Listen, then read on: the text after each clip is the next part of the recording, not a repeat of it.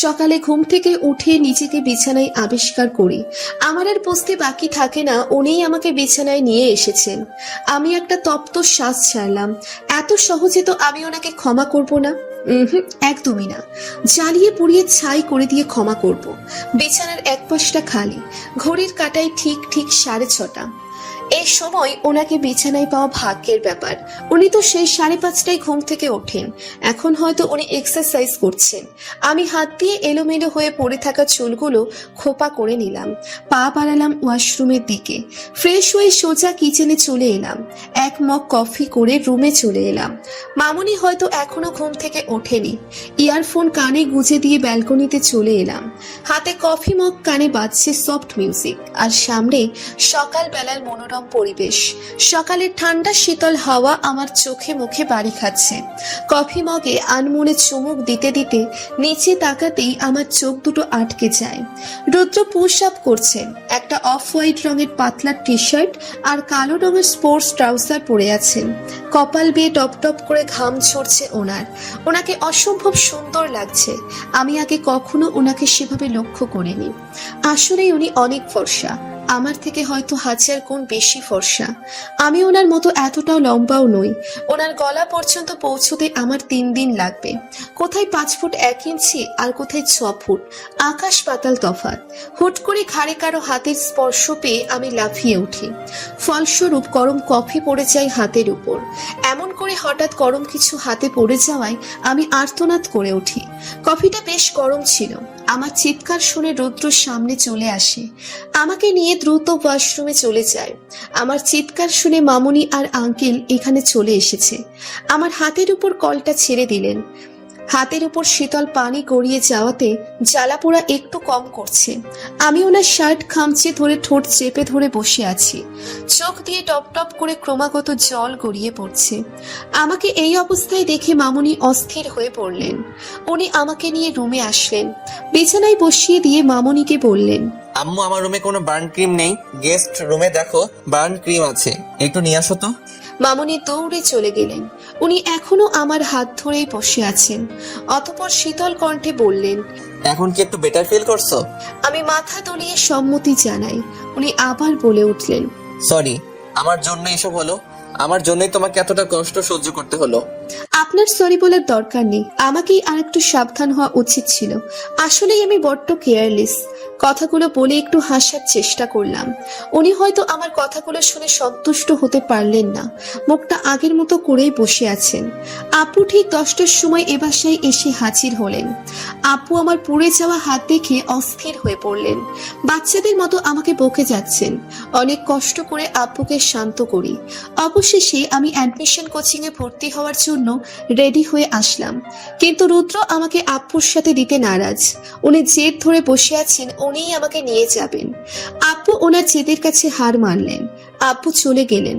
যাওয়ার আগে আমাকে বলে গেলেন, বলেছিলাম না, মানুষ একবারই ভুল করে বারবার না। রুদ্র তোর জন্য বেস্ট। আপুর কথার কোনো প্রতিউত্তর করলাম না, নীরব রইলাম। অতঃপর রুমে চলে এলাম। একটু পর উনিও রুমে আসলেন। দেখুন, আপুকে পাঠিয়ে দিলেও আমি আপনার সাথে কিছুতেই যাব না। আপনার টাকায় আমি কিছুতেই ভর্তি হব না। তুমি কেন ওই দিনের কথাটা নিয়ে এখনো পড়ে আছো? সরি বললাম তো অনেকবার। পুরো বিষয়টা তোমার কাছে এক্সপ্লেনও তো করলাম। আমার টাকায় ভর্তি হবে না তো তোমার বাবার টাকায় ভর্তি হবা? বিয়ের পরেও নিজের বাবার কাছ থেকে টাকা নিতে লজ্জা করবে না? আমার একটা মান সম্মান আছে। আমি তো এইভাবে তোমার ভর্তির টাকা তোমার বাবাকে দেওয়ার সুযোগ দিতে পারি না। আমার হয়তো এতটাও খারাপ অবস্থা না যে সামান্য কয়েকটা ভর্তির টাকাও তোমার বাবার কাছ থেকে নিতে হবে। আমি আগেও বলছি, এখনো বলছি, আমি নিজের দায়িত্ব নিয়ে কখনো হেলাফেলা করি না। উনি ওয়াশরুমে চলে গেলেন। আমি মাথা নিচু করে দাঁড়িয়ে আছি। আমি শুধুই ওনার কাছে দায়িত্বের জন্যই উনি এসব করছেন। দেখো রিয়া, সবসময় জেদ ভালো লাগে না। তুমি আমার সাথে যাবে, এটাই ফাইনাল। আমি আপনার সাথে যাব না, কিছুতেই না। আমি কোচিং এই ভর্তি হব না। উনি আমার দিকে দুপা এগিয়ে আসলেন। আমি দুপা পিছিয়ে গেলাম। উনি আমার বাহু দুটো শক্ত করে চেপে ধরলেন। দাঁতে দাঁত চেপে বললেন, এই মেয়ে, তোমার এত কিসের জেদ? পুচকি একটা মেয়ে। তুই জানো আমি কখনো কাউকে সরি বলি নাই। আর তোমাকে এখনো পর্যন্ত কতবার সরি বলেছি তার হিসেব নেই। তুমি জেদি হয়ে থাকো, তাহলে আমিও জেদি। আমার জেদ তোমার থেকে কোনো অংশে কম নয়। ইউ নো, স্বেচ্ছায় কোনো জিনিস পাওয়ার থেকে কষ্ট করে আদায় করে পাওয়া জিনিসের অনুভূতি অন্যরকম। উনি ফট করে আমাকে কোলে তুলে নিলেন। আমি চমকে ওনার শার্ট খামচে ধরলাম। আমি ওনার দিকে তাকিয়ে চোখ রাঙিয়ে বললাম, আপনি আমাকে কোলে তুলে নিলেন কেন? নামান আমাকে, আমি কিন্তু চিৎকার করব। চিৎকার করেও লাভ নেই, তোমার চিৎকার শোনার মতো এই বাসায় কেউ নেই। আব্বু আম্মুকে নিয়ে ডক্টরের কাছে গেছে। স্বর্ণিতা দি 5 দিনের ছুটি নিয়েছে। বর্তমানে বাসায় আছি আমি, তুমি আর রহিম কাকা। রহিম কাকা তোমাকে সহ্য করতে পারে না। আমি যদি তোমাকে মেরে ঘুম করে দেই তবুও রহিম কাকা কিছু বলতে আসবে না। এখনই চুপচাপ আমার সাথে চলো, না হলে সত্যি সত্যি আমি তোমাকে খুন করে ফেলবো। তুমি আমার রাগ সম্পর্কে ভালো করে জানো। উনি আমাকে কোলে নিয়েই বাসা থেকে বের হয়ে এলেন। রহিম কাকা কেমন চোখ বড় বড় করে তাকিয়েছিলেন। লজ্জায় আমার মরি মরি অবস্থা ছিল। উনি আমাকে গাড়িতে বসিয়ে দিলেন, সিট বেল্ট বেঁধে দিলেন। তারপর নিচেও গিয়ে ড্রাইভিং সিটে বসে পড়লেন। ছটফট করলে ধাক্কা দিয়ে গাড়ি থেকে ফেলে দিব। ওখানে গিয়ে একদম বেশি কথা বলবে না। আপনি কি বলতে চাইছেন? আমি বেশি কথা বলি? আমি বাচাল? সেটা আমার থেকে তুমি ভালো জানো। আমি বেশি কথা বলি তাও ভালো, আপনার মতো মেপে মেপে তো আর কথা বলি না। আপনি হার্টের ডক্টর হলেও আপনার হার্ট নেই ডাক্তারবাবু। ওই একদম আমাকে ডাক্তারবাবু ডাকবে না। ডাক্তারবাবু নামটা শুনলেই চোখের সামনে 60 বছরের বৃদ্ধ ডক্টর ভেসে ওঠে। আমি শয়তানি হাসি দিয়ে বললাম, আজকে থেকে তো আমি আপনাকে ডাক্তারবাবুই ডাকবো। প্রত্যেক লাইনে 2 বার করে ডাক্তারবাবু ডাকবো, বুঝতে পেরেছেন ডাক্তারবাবু? উনি আমার দিকে তাকিয়ে বিরক্তির নিঃশ্বাস ছাড়লেন। আমি মুচকি হাসি দিলাম। উনি বেশ বুঝতে পেরেছেন কোনো জিনিস না করে আমাকে শোনানো যায় না। যেটা আমাকে না করা হয় সেটা আমি আরো বেশি করে করি। কিছুক্ষণ পরেই একটা হসপিটালের সামনে গাড়ি থামালেন উনি। আশেপাশে তাকিয়ে বুঝতে পারলাম এটাই ওনার হসপিটাল। আপনি আমাকে এখানে কেন নিয়ে এসেছেন? মেডিকেল পাস না করিয়েই ডক্টর বানিয়ে দিতে চাইছেন নাকি? তুমি অলওয়েজ বেশি কথা বলো, একটু চুপ থাকতে পারো না? একটু কাজ আছে, আমি 5 মিনিটের মাঝেই আসছি। উনি গাড়ি লক করে চলে যাচ্ছিলেন। আমি পেছন থেকে চেঁচিয়ে বললাম, এই আপনি গাড়ি লক করে যাচ্ছেন কেন? গাড়ির লক খুলে দিয়ে যান। ইম্পসিবল, তোমার উপর আমার এক বিন্দু বিশ্বাসও নাই। আমি গাড়ির লক খুলে দিয়ে যাই আর তুমি লাফিয়ে লাফিয়ে গাড়ি থেকে নেমে যাও, তা তো আমি হতে দিব না। এখানেই বন্দি হয়ে থাকো। এই আপনি কিন্তু বেশি করছেন। মামুনি আসলে আমি বিচার দিব। উনি আমার কথা না শুনে চলে গেলেন। 5 মিনিটের জায়গায় 10 মিনিট হয়ে গেল, কিন্তু ওনার আসার খবর নেই। বিরক্ত লাগছে। আমার ফোনটাও সাথে নেই, না হলে ফোন টিপে সময় পার করতাম। ওনার ফোনটা এখানেই পড়ে আছে, কিন্তু আমি তো ধরবো না।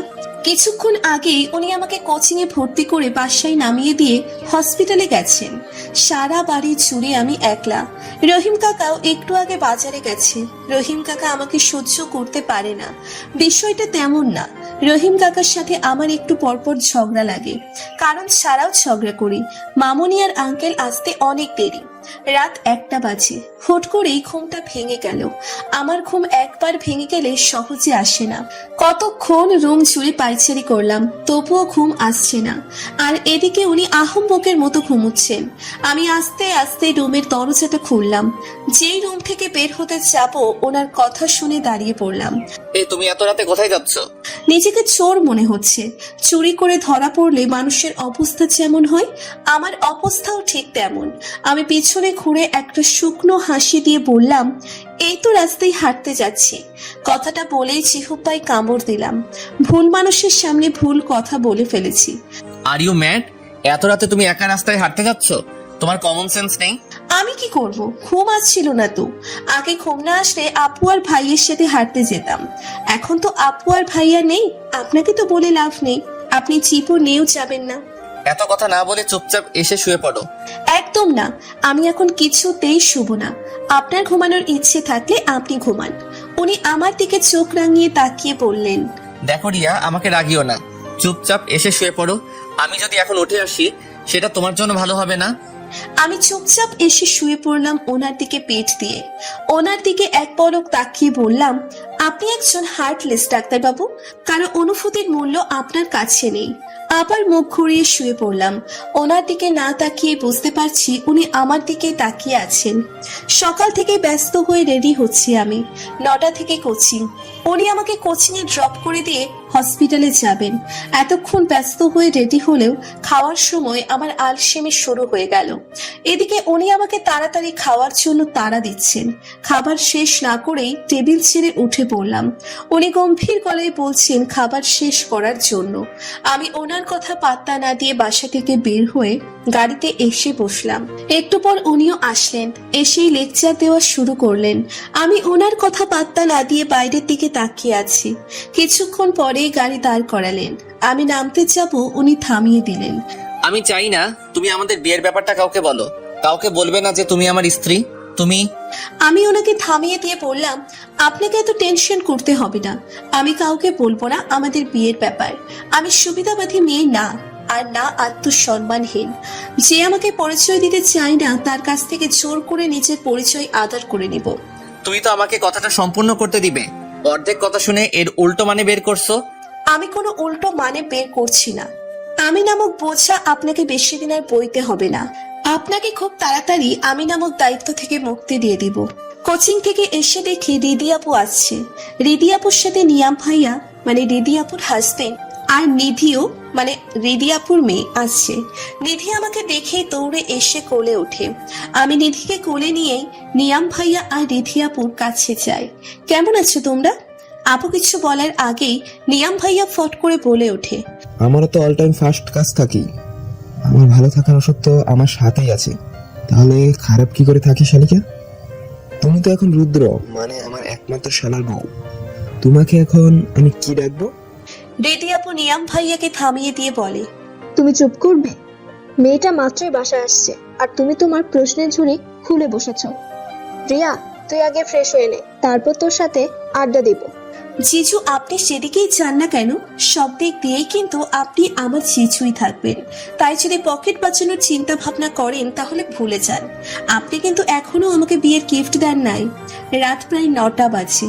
আমি রুদ্র, রিদি আপু আর নিয়াম ভাইয়া ডিনার করতে বসেছি। মামুনি আর আঙ্কেল অনেক আগেই ডিনার সেরে ফেলেছে। আমরা এতক্ষণ রুদ্রের জন্য অপেক্ষা করছিলাম। নিয়াম ভাইয়া মিষ্টি খেতে খেতে হঠাৎ বলে উঠলেন, শালা বাবু, শুধু বিয়ে করলেই তো হবে না, কিছু দায় দায়িত্ব তো পালন করতে হবে।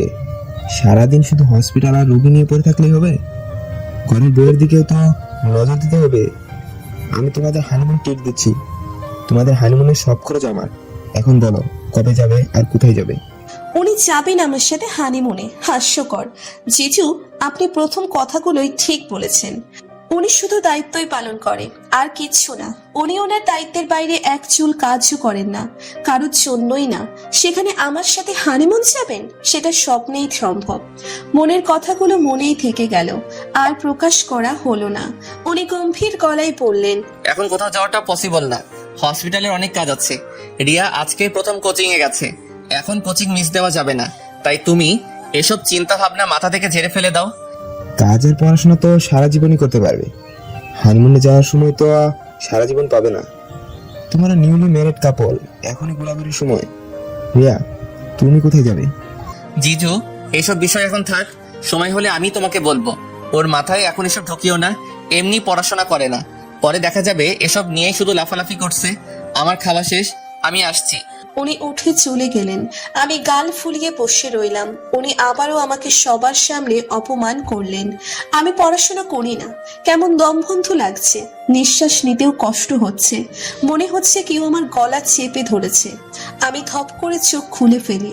চোখ খুলে সামনে অন্ধকার ছাড়া আর কিছুই দেখতে পাচ্ছি না। নিঃশ্বাস নেওয়া কষ্টকর হয়ে যাচ্ছে। হাত পা নাড়াতে পারছি না, হাত পা অবশ হয়ে যাচ্ছে। আমি কি মারা যাচ্ছি? এমন দমবন্ধকর অবস্থায় আমার চোখ উল্টে আসছে।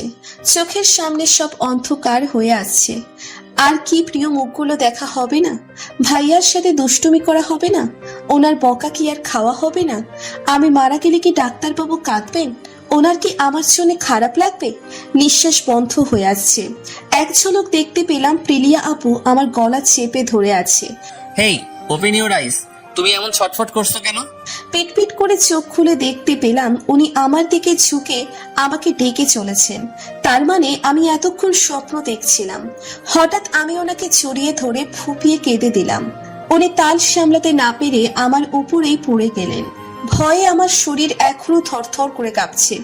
যদি এটা স্বপ্ন না হয় সত্যি হতো তাহলে? ভাবতেই ভয়ঙ্কর অনুভূতি আমাকে গ্রাস করছে। উনি অস্থির হয়ে বললেন, কি হয়েছে? আমি ওনাকে জড়িয়ে ধরে কেঁদেই যাচ্ছি। উনি আমাকে নিয়ে সোজা হয়ে বসলেন। আমাকে শান্ত করার জন্য মাথায় বুলিয়ে দিতে দিতে বললেন, এমন করছো কেন? কি হয়েছে? কোনো খারাপ স্বপ্ন দেখেছো? কান্নার জন্য কথা বলতে পারছি না। কথাগুলো কেমন জড়িয়ে আসছিল। প্রিলিয়া আপু আমাকে মেরে ফেলতে চায়। একটু আগে আমার গলা চেপে ধরেছিল। আমার দম বন্ধ হয়ে আসছিল। অসহ্যকর অনুভূতি হচ্ছিল। মনে হচ্ছিল হয়তো আপনাদের সাথে আর দেখা হবে না। রিল্যাক্স, কিচ্ছু হয়নি। তুমি একদম ঠিক আছো আর আমার সামনেই বসে আছো। এখন কান্নাকাটি অফ করো আর শুয়ে পড়ো। না, আমি ঘুমাবো না। আমি যদি ঘুমিয়ে যাই তাহলে প্রিলিয়া আপু এসে আমাকে মেরে ফেলবে। তোমাকে কেউ মারতে পারবে না। এই আরাফ, আইমান, রুদ্র বেঁচে থাকতে কেউ তোমাকে একটা ফুলের টোকাও দিতে পারবে না। তুমি ঘুমাও, আমি তোমার মাথায় হাত বুলিয়ে দিচ্ছি।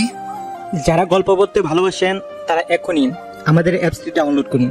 অ্যাপসের লিংক ভিডিও ডিসক্রিপশন বক্সে এবং ফার্স্ট কমেন্ট বক্সে দেওয়া আছে। ধন্যবাদ।